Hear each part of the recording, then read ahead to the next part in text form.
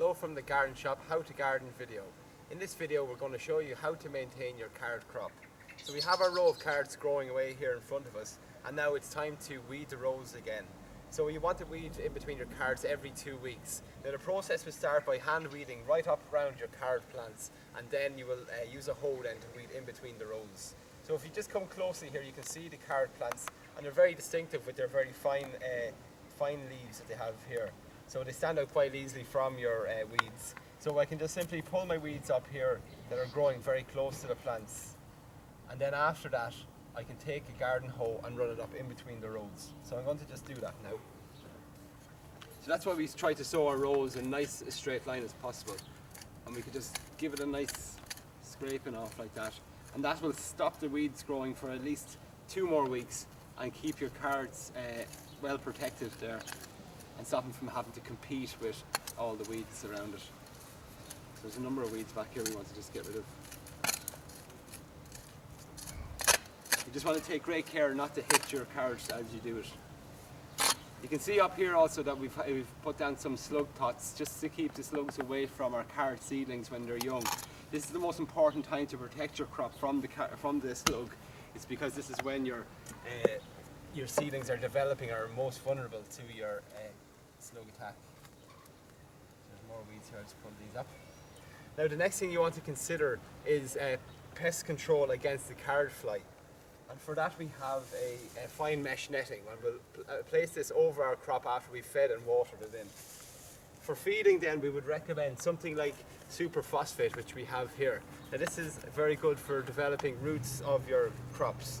And what we'll simply do is just take a small handful and then just scatter it up between the row of your vegetables. And this will aid root growth and root establishment, which is also very important for all your root crops such as parsnips, beetroot, radishes, and obviously the carrot that we have here.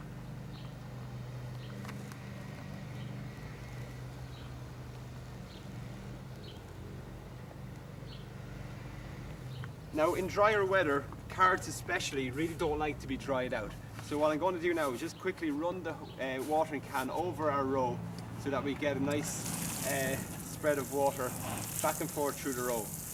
Now you'd want to do this in periods of dry weather, and that effectively would be every 3 or 4 days where there's no rain. It'd be a good idea just to come out with the watering can and soak your row. Now I'm going to apply our fine mesh just to protect our crop against carrot fly. Now other ways to protect your crop against carrot fly is to minimise any disturbance to the carrots themselves, and that would include not tinning out, taking away any tinnings off the site, and generally not brushing up or touching the carrots themselves. Now the next thing I'm going to do now is cover over the row. You can see here I have a number of bamboo canes positioned along the rows here, and I'm going to place a few even in the centre. This will keep the netting propped up off our crop. Just going to line this up over our row.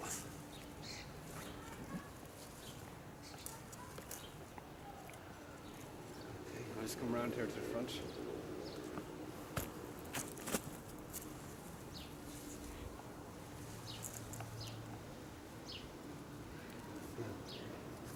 The netting needs to stay up off the ground, and it should touch the ground then on the edges at all times.